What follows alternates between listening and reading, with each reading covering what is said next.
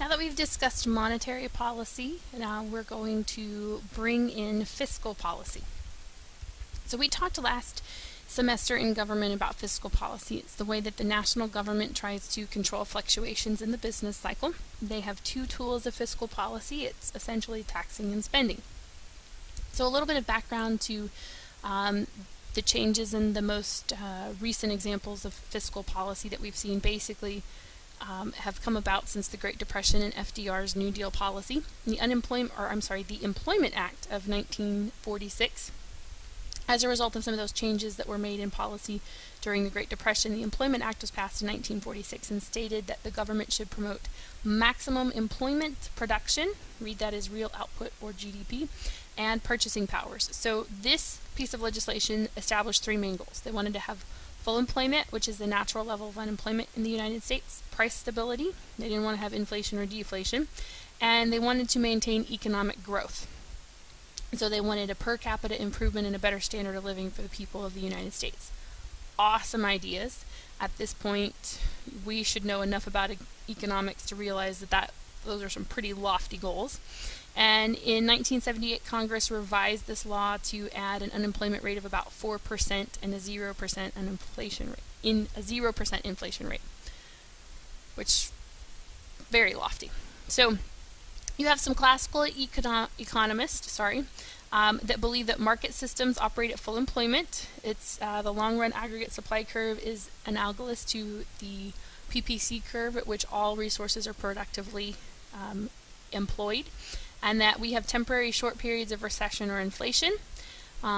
Classical economists believe that savings and investment are coordinated, which is the consumption and savings link, and the things that we've discussed prior in this class, and that the market would self-correct. Prices and wages would go up and down in response to what fair market prices were, using the idea of Adam Smith's invisible hand theory that competition among producers for the business of consumers would drive the market to its most efficient use of resources. This also includes Jean-Baptiste Say's law, supply creates its own demand, that in the short run all resources may not be fully used, but in the long run they would. Classical economics was accepted without question until the 1930s when the Great Depression hit. There is almost no government assistance or government intervention in the economy to speak of until the Great Depression and FDR's New Deal legislation, which changed that. And it changed in part because of FDR's study, or at least his note, of John Maynard Keynes. And Keynes comes up with the Keynesian School of Economics, which you should be slightly familiar with. It says in the long run we're all dead. And so Keynes does not believe that business cycles are short. He also did not believe that corrections were automatic. And he didn't believe that savings and investment were coordinated. And that he did not believe that prices and wages would be flexible downward. Basically, Keynes argues that government intervention into the economy in times of a recession is not only a good idea, but it's necessary. So, fiscal policy is based on the Keynesian School of Economics, and it's the government's way to stabilize and control fluctuations in the business cycle, it's a way to help stabilize the economy. The two tools they have are taxing and spending. And they have two policies. They have expansionary fiscal policy and contractionary fiscal policy. And they use expansionary fiscal policy during a recession, which makes sense, when taxes are decreased and or there's an increase in government spending. During the times in the business cycle when we hit the inflationary gap, Congress attempts to use contractionary fiscal policy, where they increase taxes and or decrease spending. Try to get rid of some of those inflationary pressures on the economy. So you have a couple other schools of thought that we talked a little bit about. Monetarism. It's the money supply should be increased by the percentage of GDP change to keep the economy stable, which should be controlled by the Fed. This is based on the quantity theory of money and the velocity of money, which we talked a little bit about. Irving Fisher comes up with that idea. It's supported by Milton Friedman, who is also somewhat of a classical economist, but it's not widely adopted. The two most dominant economic schools of thought are classical and Keynesian. So, Fiscal policy also looks at the effect of loanable funds. So you have demand for investment is your demand for loanable funds. So you have that investment demand graph, which becomes your demand for loanable funds, and the savings that exist in the economy is the supply of loanable funds. And equilibrium is the interest rate where demand for investment equals the amount of savings in an economy. So in fiscal policy, Keynes and the Keynesian school of thought, you have the ratchet effect, or sticky wages. Prices don't and won't always go down when aggregate demand shifts left due to wage contracts, worker morale, minimum wage laws, menu costs, which are costs to change the prices up and down frequently, and fear of price wars with competition. The short run is a period when wages and other costs are fixed. Suppliers have to have time to adjust to major changes in aggregate demand and aggregate supply. And the long run is a period when suppliers can make adjustments due to a change in aggregate demand or aggregate supply. So the use of fiscal policy at the discretion of Congress is to restore economic stability. Again, they have two tools. Congress can increase or decrease government spending, and they can increase or decrease taxes. During a recession, they need to use they need to use expansionary fiscal policy, and they increase spending or they decrease taxes. During an inflationary period, Congress needs to use contractionary policy, and they will decrease government spending or increase taxes. So, those tools of discretionary fiscal policy will affect the aggregate demand curve absolutely. Because our components of aggregate demand curve are consumption, which when taxes go down, our consumption, because our disposable income goes up. Then we also have government spending, which can change when the government increases or decreases spending. They will both affect and shift the aggregate demand curve. So here's what fiscal policy shifts in aggregate demand look like. In a recession, aggregate demands shift to the right when government spending increases or taxes decrease. You have more consumption and investment. During contractionary fiscal policy, aggregate demand shifts to the left in an inflationary gap because government spending decreases and or taxes increase. So you have less consumption in the economy and less investment. So the government also has automatic stabilizers. These are actions that were not done specifically or intentionally to help the economy, but they do cause positive effects. So in an expansion cycle, tax revenue increases and the surplus slows inflation, because instead of having all that money in circulation, the increased amount of taxes are going to the government and it slows the inflationary pressures. In a recession cycle, deficit spending stimulates the economy and creates jobs. There are problems with fiscal policy. The first is timing.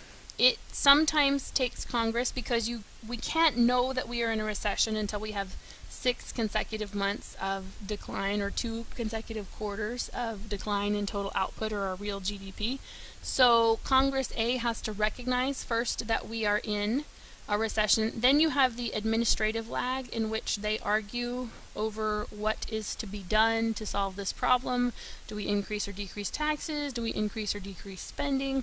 You have different ideological differences among the two dominant political parties, and so occasionally passing a law that would increase or decrease taxes or increase or decrease government spending can take quite a bit of time.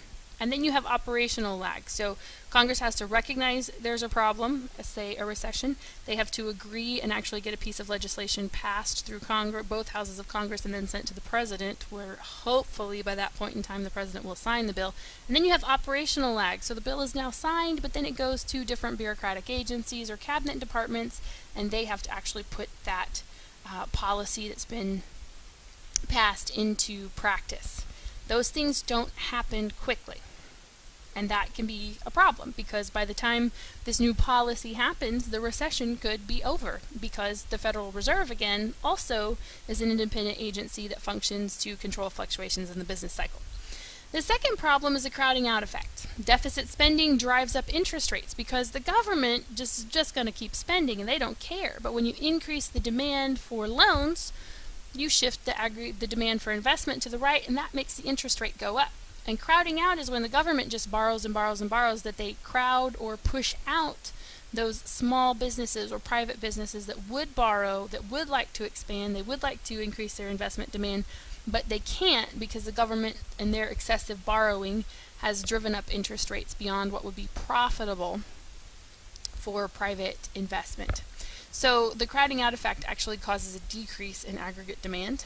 And then we also have the net export effect. It reduces fiscal policy effects. Whereas monetary policy strengthens or net exports strengthens the effects of fiscal policy, the net export effect actually in fiscal policy reduces the effects of fiscal policy. So here we see, we'll go back here to crowding out. The government spending is off as deficit spending, so spending is greater than tax revenue. The government borrows in the loanable funds market by selling government bonds and other securities. This drives up the price of borrowing, which is your interest rate that you have to pay when you borrow money, making it more expensive for investment to occur in business. And so the government borrowing has crowded out business spending, which lowers GDP, it lowers our output in the long run because we have less capital stock, and that prevents less future output. So if GM was going to borrow to increase their factories and then, in 3 to 5 years, depending on how long it took them to build these new factories, hire a whole bunch of new workers, but the government keeps borrowing and it makes the interest rate higher than would be profitable for GM to make that investment in capital stock, then they're not going to, and that means in the future we'll have a capital stock shortage in the long run because they weren't able to make the loans to invest when they need it. Then you have net export effect.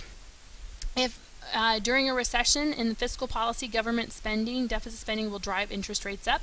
So foreign demand for U.S. assets goes up in the foreign exchange market, the dollar appreciates. Net exports decline because imports are greater than exports, and aggregate demand shifts to the left, which kind of defeats the purpose of that increasing government spending anyways. We're in an inflationary period in fiscal policy. The government decreases spending and interest rates drop. Foreign demand for U.S. assets decrease in the foreign exchange market. The dollar depreciates, and net exports increase because exports are greater than imports because exports are cheaper. So exports are going out, money is coming in, aggregate demand shifts to the right, which decreases the effect of the fiscal policy that Congress was attempting to do anyways.